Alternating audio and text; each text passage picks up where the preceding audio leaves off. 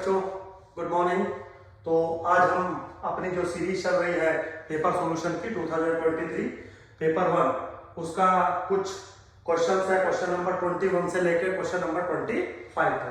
तो जो कंबाइंड जो इंफॉर्मेशन दी गई है वो कुछ इस तरीके से है कि नेक्स्ट जो 5 क्वेश्चंस है हमारे, उनकी जो कंबाइंड इंफॉर्मेशन है वो कुछ इस तरीके से क्या है।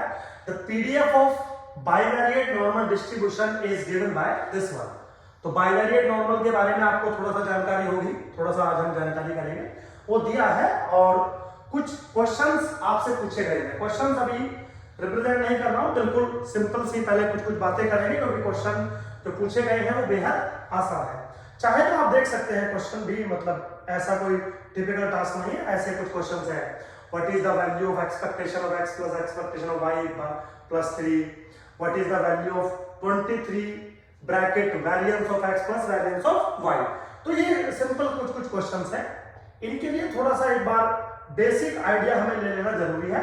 ऐसे उसमें पीडीएफ दिया गया है, लेकिन अगर आप गौर से चीजों को देखें, अगर आपको पता है कि x और y अगर फॉलो करता है bivariate normal with notation μ1 μ2 σ1 square σ2 square और रो, ये अगर नोटेशन मान लीजिए आपको दी जाती है तो मेरे बच्चों जो जॉइंट प्रोबेबिलिटी डेंसिटी फंक्शन होता है this is equal to 1/2 pi σ1 σ2 under the root of 1 minus rho square into e to the power minus 1/2 1 minus rho square bracket star x minus μ1 by σ1 का whole square plus y minus μ2 by σ2 का whole square minus 2 times of rho x minus μ1 by σ1 into y minus μ2 by σ2 bracket close. तो actually में अगर bivariate normal होता है तो उसका ये नोटेशन होता है, और ये जो मैंने आपके सामने लिखा है ये पीडीएफ होता है। लेकिन उसने जो पीडीएफ दिया है वो कुछ इस तरीके से दिया है, मतलब डिफरेंट तरीके से दिया है। तो अब आपको इन दोनों पीडीएफ का कंपैरिजन करके कुछ इंफॉर्मेशन निकालनी है, जैसे μ1 which is expectation of x, μ2 which is expectation of y, σ1 square variance of x, σ2 square variance of y, rho the correlation coefficient between these two। तो सबसे पहले बच्चों अगर हम इस क्वेश्चन को देखें, क्योंकि एक बार अगर एक क्वेश्चन हो जाएगा तो पांचों फिर 1 मिनट में हो जाएंगे, कुछ काम नहीं करना है उसमें। तो सबसे पहले तो आप इसको ओपन करिए, प्रोबेबिलिटी फंक्शन को, डेंसिटी फंक्शन को, और इसको थोड़ा सा इस फॉर्मेट में लेके आइए, इस फॉर्मेट में लेके आइए ताकि हम कंपैरिजन कर सके। ठीक है, तो सबसे पहले हम इसको ओपन करेंगे और उस फॉर्मेट में लेके आएंगे। ठीक, कैसे ओपन करेंगे? जो f ऑफ x y है मेरा, अभी मैंने लिखा था 1/2 pi σ1 σ2 under the root of 1 minus rho square e to the power minus alpha. Alpha मैंने बाहर ले लिया, वो जो 1/2 1 माइनस रो स्क्वायर उसको मैंने अल्फा कह दिया। इसको अगर आप थोड़ा सा ओपन करेंगे तो चलिए पहले लिख लेते हैं x माइनस μ1 बाई σ1 का whole square plus y minus μ2 by σ2 का whole square minus 2 rho x minus μ1 by σ1 y minus μ2 by σ2। Very simple, कुछ नहीं काम किया मैंने। चलिए दिस कैन बी रिटन है c, सपोज मैं इसको भी c ले लेता हूं, c into e to the power minus alpha bracket close. इसको अगर ओपन करेंगे आप x square plus μ1 square minus के 2 μ1 x divided by σ1 in a simple manner, plus y square plus μ2 square minus 2 μ2 y divided by σ2। Very easy. Now minus के 2 rho by σ1 σ2 bracket close x into Y, अगर हम multiple करें तो minus μ1 into Y minus μ2 into X plus μ1 μ2 bracket close, big bracket close. Very simple, कोई इसमें जो है rocket science मैंने नहीं ली है। थोड़ा सा और अगर हम इसको सिंप्लीफाई करें तो e to the power minus alpha मैंने सेम रखा, bracket start x square by sigma 1 का होल स्क्वायर है बच्चों, ये होल स्क्वायर ब्रैकेट का खोलेगा ना तो होल स्क्वायर होगा, ठीक है। Now sigma 1 square plus y square by sigma 2 square. तो एक्स स्क्वायर वाली टर्म एक साथ ले ली, वाई स्क्वायर वाली टर्म एक साथ ले ली, अब एक्स वाली टर्म एक साथ ले लेते हैं। चलिए प्लस एक्स वाली टर्म अगर मैं एक साथ लूं तो ब्रैकेट में देखिए क्या बन सकता है। एक्स वाली टर्म एक तो आपकी यहां पर है, माइनस माइनस ये प्लस हो जाएगा, और एक टर्म आपकी यहां पर है जो कि माइनस वाली टर्म है। तो क्या बच रहा है मेरे पास 2 rho μ2 divided by sigma 1 into sigma 2 minus 2 μ1 by sigma 1 square. आप चेक कर सकते हैं, कोई डाउट ऐसा कंफ्यूजन मेरे हिसाब से नहीं है, मतलब ये चीजें सिंपल है बिल्कुल। नाउ प्लस अब y वाली टर्म अगर हम एक साथ लें, y वाली टर्म में सिमेट्री बन जाती है। अगर आप इसको गौर से देखें तो y वाली टर्म में एक सेकंड में ऐसे लिख देता हूं 2 μ1 divided by sigma 1 sigma 2 minus के 2 μ2 बाई सिग्मा 2 स्क्वायर। एक्स और वाई के बीच में सिमेट्री बनती है, जहां μ1 आया है वहां μ2 आ जाएगा, जहां μ2 आया है वहां μ1 आ जाएगा। सिग्मा 1 के बजाय सिग्मा 2 के बजाय सिग्मा 1 आ जाएगा। तो इसमें इतना कोई रॉकेट साइंस आपको नहीं लगना था। अब बात करते हैं लास्ट टर्म की, जो प्रोडक्ट वाली टर्म होती है, माइनस के 2 rho sigma 1 into sigma 2 X Y, ठीक है। फिर एक सबसे लास्ट टर्म बचती है जो कांस्टेंट के फॉर्मेट की टर्म होती है। Now this is again plus μ1 square by sigma 1 square plus μ2 square by sigma 2 square. और यहां से अगर आप वो टर्म कंसीडर करेंगे तो दिस वन है विच इज माइनस के 2 rho μ1 μ2 by sigma 1 into sigma 2 bracket close. तो अगर आप इस इक्वेशन को देखें, इसमें एक्स स्क्वायर वाली टर्म है, वाई स्क्वायर वाली टर्म है, एक्स वाली टर्म है, वाई वाली टर्म है, एक्स वाई वाली टर्म है, और एक कांस्टेंट टर्म भी इसके साथ अटैच है, कोई प्रॉब्लम नहीं है। लेकिन अगर आप पीडीएफ को देखें तो एक्स स्क्वायर वाली टर्म है, वाई स्क्वायर वाली टर्म है, एक्स वाई वाली टर्म है, एक्स वाई, और जो कांस्टेंट वाली टर्म है उसको उसने इस लैम्डा के अंदर अटैच कर लिया।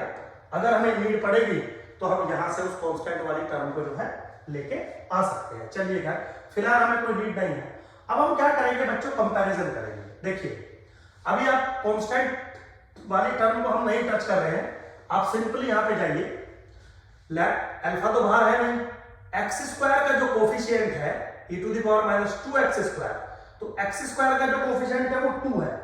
अब यहां पे अगर आपको एक्स स्क्वायर का कोफिशिएंट देखना पड़े तो मेरे हिसाब से alpha by sigma 1 square is equal to 2, क्योंकि जब अल्फा अंदर जाएगा तो alpha by sigma 1 square x square का कोफिशिएंट होगा, और एक्स स्क्वायर का कोफिशिएंट क्या है 2 के बराबर। तो यहां से मुझे एक इक्वेशन मिल गई कि alpha by sigma 1 square is 2 के बराबर। अब सिमिलरली यहां पर वाई स्क्वायर का कोफिशिएंट क्या है, अल्फा बाई सिग्मा 2 स्क्वायर, और यहां पे वाई स्क्वायर का कोफिशिएंट क्या है 4। तो मेरे बच्चों अगली की इक्वेशन बनेगी alpha by sigma 2 square is equal to 4 के बराबर बनेगी। अब थोड़ा सा अगर मैं इसको सोल्व करूं, मान लीजिए दोनों इक्वेशन क्या मल्टीप्लाई कर दीजिए, तो alpha square by sigma 1 square into sigma 2 square is equal to 8। थोड़ा सा अगर मैं सोल्व करूं, alpha by sigma 1 into sigma 2 is equal to 2√2। ठीक है बच्चों, तो ये एक वैल्यू मुझे मिल गई जिसका अभी मैं इन फ्यूचर थोड़ा सा इस्तेमाल करूंगा। आप वैल्यू को चाहे लिख लीजिए, कहीं देख लीजिए, मतलब कोई इतना इसमें टिपिकल टास्क नहीं था। ठीक है, अब हम बात करते हैं कि अगर हम एक टर्म ले ये वाला, इसको देखिए गौर से देखिए इसको, ये जो टर्म है वो x और y का कोफिशिएंट है। अपने मेन क्वेश्चन में अगर हम आके देखें x और y का जो कोफिशिएंट है वो आपको दिखाई दे रहा है 3 प्लस के 3xy, और यहां पे जो x और y का कोफिशिएंट है वो 2 रो सिग्मा 1 सिग्मा 2 आपको दिखाई दे रहा है। तो मैं क्या कर सकता हूं, कंपैरिजन कर सकता हूं, 2 rho sigma 1 into sigma 2 is equal to minus के 3। ये माइनस जो है मैंने वहां पर एडजस्ट कर दिया, और ऐसा मैं कंफर्म एडजस्ट कर सकता हूं। और अल्फा बाहर ऑलरेडी है तो अल्फा इसमें मल्टीपल होकर आ जाएगा। ठीक है बेटा, अब आप अगर गौर से देखें alpha by sigma 1 into sigma 2 की वैल्यू आपको पता है 2, तो यहां पे क्या एक्सप्रेशन बनेगा, 2 into rho into 2 root 2 is equal to minus के 3। So rho is equal to minus के 3 divided by under root of 32। Now this is the value of correlation coefficient rho. तो कुछ वैल्यूज हैं जिनको मैं एक बार कैलकुलेट करना चाहता हूं ताकि मुझे कुछ या मैं कुछ वैल्यूज को डिफाइन कर सकूं। तो पहले मैंने एक रिलेशन सेटअप किया, बिल्कुल इजी। फिर मैंने एक दूसरा रिलेशनशिप कंपैरिजन करके सेटअप किया रो के बराबर। अब इस रो से अगर मैं चाहूं तो मैं अल्फा की वैल्यू निकाल सकता हूं। कैसे निकाल सकता हूं, देखिए अल्फा जो आपने माना था वो बराबर था 1/2 टाइम्स 1 माइनस रो स्क्वायर के। ठीक है, now this is equal to 1/2 times bracket 1 minus rho की वैल्यू अभी आपकी आई थी कितनी, माइनस के 3/√32। ठीक है, तो ये हो जाएगा 9/32। Now this is 1/2 into 32 minus 9 23। सो 23/32 आंसर आ गया मेरे बच्चों 16/23।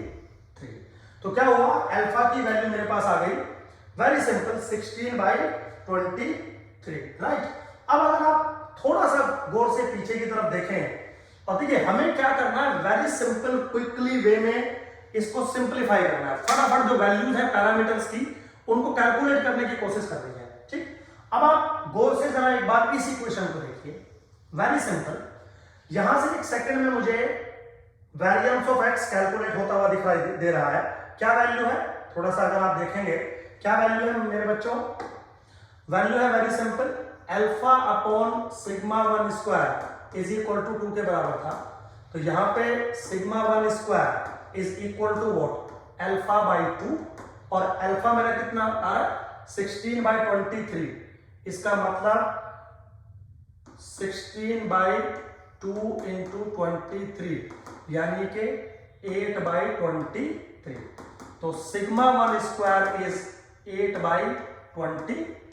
वेरी गुड, सिंपल है बिल्कुल। सिमिलरली अगर आप दूसरी इक्वेशन को देखें तो alpha by sigma 2 square is 4 के बराबर। ठीक, तो alpha by sigma 2 square is equal to 4 के बराबर। तो यहां पे अगर आप सिग्मा 2 स्क्वायर को अगर मान लीजिए आप सोल्व करके लेके आएंगे तो उसका 2 हाफ हो जाएगा, तो 4/23 बन के आएगा, आप समझ लो, हाफ हो जाएगा। डिवाइडेड बाय 2 था पहले, अब डिवाइडेड बाय 4 हो जाएगा, तो इसका हाफ हो जाएगा, वैल्यू मिल जाएगी। तो वेरिएंस ऑफ एक्स आपके पास आ गया। चलिए यहीं पे लिख लेता हूं, सिग्मा 2 स्क्वायर आ गया 4/23। ये कुछ वैल्यूज हैं जो मैंने निकाली है। ठीक है, सिंपल है बिल्कुल। ऐसा कोई मेरे बच्चों रॉकेट साइंस इसमें नहीं है जो आपको मतलब नहीं समझ में आ रहा होगा, ऐसा बिल्कुल भी नहीं है। बहुत ही इजी फिनोमेना है सारा का सारा। अब अगर आप थोड़ा और बैक चलें, क्वेश्चंस को थोड़ा और एक बार देखें, देखिए जो x का कोफिशिएंट है विद अल्फा वो यहां पे ये इसके बराबर दिया है, इसके बराबर दिया है, और जो y का कोफिशिएंट है अब वो इसके बराबर दिया है। तो मैंने इसका कंपैरिजन कर लिया, इसका कंपैरिजन कर लिया, इसका कंपैरिजन कर लिया, अब इन दो का कंपैरिजन बचा है। अगर मुझे नीड पड़ती है तो कांस्टेंट का कंपैरिजन होगा, अदरवाइज कंपैरिजन की जरूरत नहीं है। तो अल्फा टाइम्स दिस अगर आप गौर से देखें कहीं पे वैल्यू दिया हो, यस, x का कोफिशिएंट कितना है, x का कोफिशिएंट है मेरे बच्चों -7 और y का कोफिशिएंट है -11। तो आप याद रखिएगा, बार बार फिर स्लाइड्स मुझे चेंज नहीं करनी पड़ेगी। तो x का कोफिशिएंट यहाँ पर ये है और y का कोफिशिएंट यहाँ पर ये है। चलिए नेक्स्ट इसको स्लाइड्स में लेते हैं। तो सिंपल है बिल्कुल, अगर आप गौर से देखें तो 2 टाइम्स ऑफ अल्फा, क्योंकि 2 है और अल्फा को मैंने अंदर ले लिया, rho μ2 divided by σ1 into σ2 minus μ1 divided by σ1 square is equal to -7। और जो दूसरी है वो बिल्कुल सिमेट्री बनेगी, 2 alpha rho μ1 σ1 into σ2 minus μ2 by σ2 square is equal to -11। दोनों इक्वेशन मैंने डाल दी। अब देखिए बच्चों, सारी चीजें आपको पता है, आपको अल्फा पता है, आपको रो पता है, आपको σ1 σ2 पता है, सारी वैल्यूज आपको पता है। जैसे वो वैल्यूज आप इस इक्वेशन में डालेंगे, एक सिंपल फॉर्मेट में इक्वेशन बनेगी। पहली इक्वेशन बनेगी 3μ2 प्लस 4μ1 इज इक्वल टू 7 और दूसरी बनेगी 3μ1 प्लस 8μ2 इज इक्वल टू 11। दो इक्वेशन बनेगी। आप ये सब चीजें आप डालेंगे, वेरी इजी, हम हर चीज को कैलकुलेट कर चुके हैं। देखिए ना, वेरिएंस कैलकुलेट हो चुके हैं, तो σ1 σ2 आपको मिल जाएंगे, अल्फा कैलकुलेट हो चुका है, रो कैलकुलेट हो गया, वैल्यू पुट करेंगे, वैल्यू आ जाएगी। अब जब इन दोनों इक्वेशंस को वेरी सिंपल फॉर्मेट में आप सोल्व करेंगे, दो लीनियर इक्वेशंस हैं, तो मेरे बच्चों μ1 which is expectation of x बराबर आ जाएगा 1 के, और μ2 which is expectation of y बराबर आ जाएगा अगेन 1 के। तो μ1 और μ2 की वैल्यू आपको यहां पर मिल गई। ठीक, अब देखिए बहुत सारी चीजें मेरे बच्चों हमने फाइंड कर ली, जैसे variance of x, variance of y, expectation of x, expectation of y, और शायद एक पैरामीटर था रो हमने कैलकुलेट कर लिया विच इज दिस वन। तो ज्यादातर इंफॉर्मेशन हमें मिल चुकी है। अब हम अपने क्वेश्चंस पे आते हैं। सबसे पहला क्वेश्चन क्या था? सबसे पहला क्वेश्चन था what is the value of expectation of x plus expectation of y plus 3। Very easy. क्यों वेरी इजी? देखिए, expectation of x plus expectation of y plus 3 is 1 plus 1 plus 3 is equal to 5. That's it. Answer D. Very easy. मैंने बोला था अगर आपको एक बार concept समझ में आ जाता है, क्लियर है, तो 5 मिनट का क्वेश्चन है, और 5 क्वेश्चन है एक साथ, ऐसा नहीं है ना कि एक क्वेश्चन है, 5 क्वेश्चन। अगला क्वेश्चन क्या, what is the value of 23 times variance of x plus variance of y? शायद यही क्वेश्चन है। यस। अब यहां पे this is equal to 23, variance of x किसके बराबर आया था आपका? मेरे हिसाब से 8/23 प्लस वेरिएंस ऑफ y किसके बराबर आया था? 4/23। तो टोटल मिलाएंगे तो हो जाएगा 12। देखो जरा कोई ऑप्शन है? Yes, option number C. तो दोनों क्वेश्चन हो गए एक सेकंड में, क्योंकि हमने जो वैल्यूज हमें चाहिए थी एक्चुअली में, वो वैल्यूज हम ऑलरेडी निकाल चुके हैं, इसलिए ऐसा हो रहा। चलिए अगला क्वेश्चन है, if r is the correlation coefficient between x and y, then what is the value of 2 √2 into r? तो मेरे बच्चों यहां पे कंफ्यूज होने की जरूरत नहीं है। एक्चुअली में जो r दिया है वो रो ही है आपका, कोरिलेशन कोएफिशिएंट उसी के बराबर है आपका। तो फिर वेरी सिंपल, अब रो की वैल्यू किसके बराबर आई थी अभी आपकी? अभी हमने कैलकुलेट किया था रो -3/√32। तो अब क्या पूछा है? √2 इंटू रो, यानी कि -3 इंटू √2।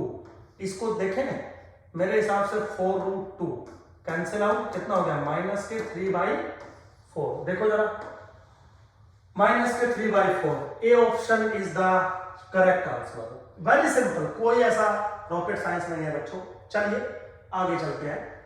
आगे क्या है? What is the distribution of y given x equal to, तो ऑब्वियसली बात है कंडीशनल डिस्ट्रीब्यूशन पूछा हुआ है। अब यहाँ पे अगर मैं आपसे बात करूं कंडीशनल डिस्ट्रीब्यूशन के बारे में, तो कंडीशनल डिस्ट्रीब्यूशन का डायरेक्ट फॉर्मूला होता है, मेरे हिसाब से आपको शायद पता होगा, मैं लिख देता हूं अगर आपको नहीं पता है तो। वेरी सिंपल, कोई ऐसा रॉकेट साइंस नहीं है बच्चों इसमें।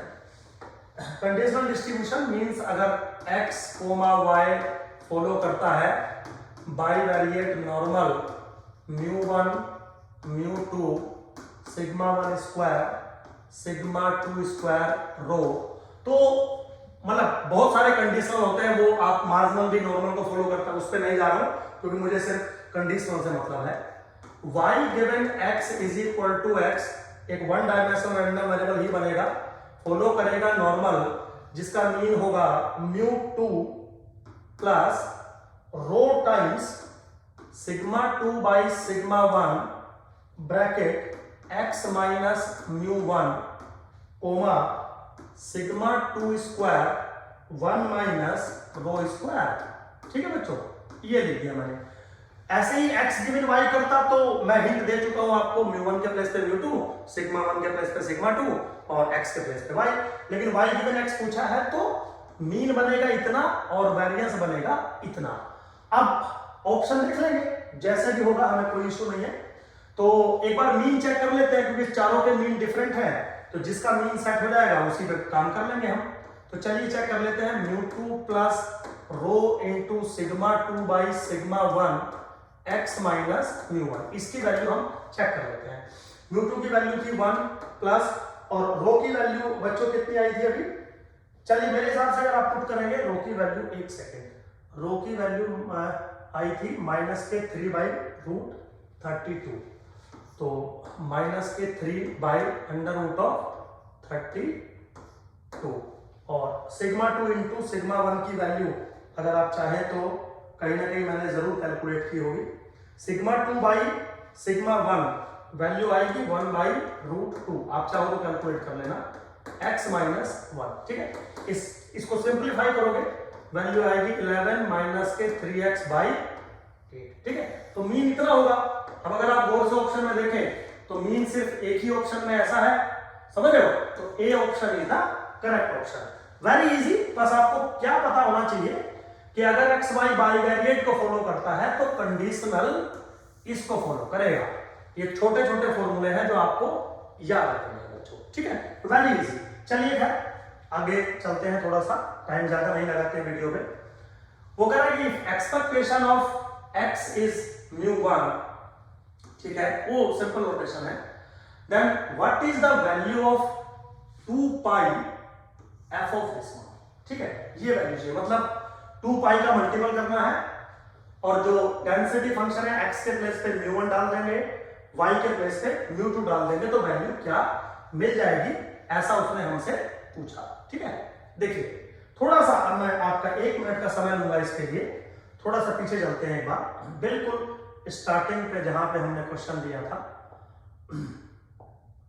देखिए बच्चों, पीडीएफ की फॉर्म एक्चुअली ये थी जो आपके सामने लिखी है, पीडीएफ की ये फॉर्म थी। ठीक है, अब आप इसमें अगर x के प्लेस पे μ1 डाल देंगे तो ये टर्म 0 हो जाएगी, y के प्लेस पे μ2 डाल देंगे तो ये टर्म 0 हो जाएगी, ये वाली दोनों टर्म 0 हो जाएगी, तो ये जो फैक्टर है e टू द पावर 0 1 बन जाएगा, तो ये फैक्टर खत्म हो जाएगा। हो गया, तो सिर्फ ये चीज बचेगी। अब अगर मैं 2 पाई की मल्टीप्लाई भी कर दूं तो 2 पाई की मल्टीप्लाई से 2 पाई भी कट जाएगा, सिर्फ ये चीज बचेगी जो आपका आंसर है। ठीक, समझ लो, ये चीज खत्म होगी, 2 पाई की मल्टीप्लाई करोगे ये चीज खत्म हो जाएगी। तो अब जो आपका आंसर है, अगर आप गौर से देखें कैसे बनेगा, वेरी सिंपल। तो क्वेश्चन क्या था, 2 पाई इंटू दिस वन, तो 2 पाई एफ ऑफ μ1 μ2 किसके बराबर बन के आया, 1 upon sigma 1 sigma 2 under the root of 1 minus rho square. बेटा सारी वैल्यूज आपको पता है, बहुत इजीली, कोई जो है इसमें मतलब एक टिपिकल टास्क नहीं है। कैलकुलेशन करोगे इसकी तो वैल्यू आ जाएगी अंडर द रूट ऑफ 23। आप ऑप्शन चेक कर लीजिएगा, अंडर द रूट ऑफ 23। ठीक है, बिल्कुल सिंपल क्वेश्चन थे, लेकिन ये क्वेश्चन जो मैंने 5 क्वेश्चन एक साथ लिए, ये थोड़े से अच्छे क्वेश्चन, मतलब मुझे पर्सनली लगा कि अगर ये क्वेश्चन है और बच्चे ने ISS की अच्छे से प्रिपरेशन नहीं की है तो शायद क्वेश्चन वो नहीं बना पाएगा, बट होप सो आपको समझ में आया होगा, अच्छा लगा होगा, सिंपल है। फिर भी अगर कोई प्रॉब्लम है तो मेरा नंबर मेरे YouTube चैनल पे रहता है, आप मुझसे कॉन्टैक्ट कर सकते हैं। चलिए खैर, थैंक यू वेरी मच।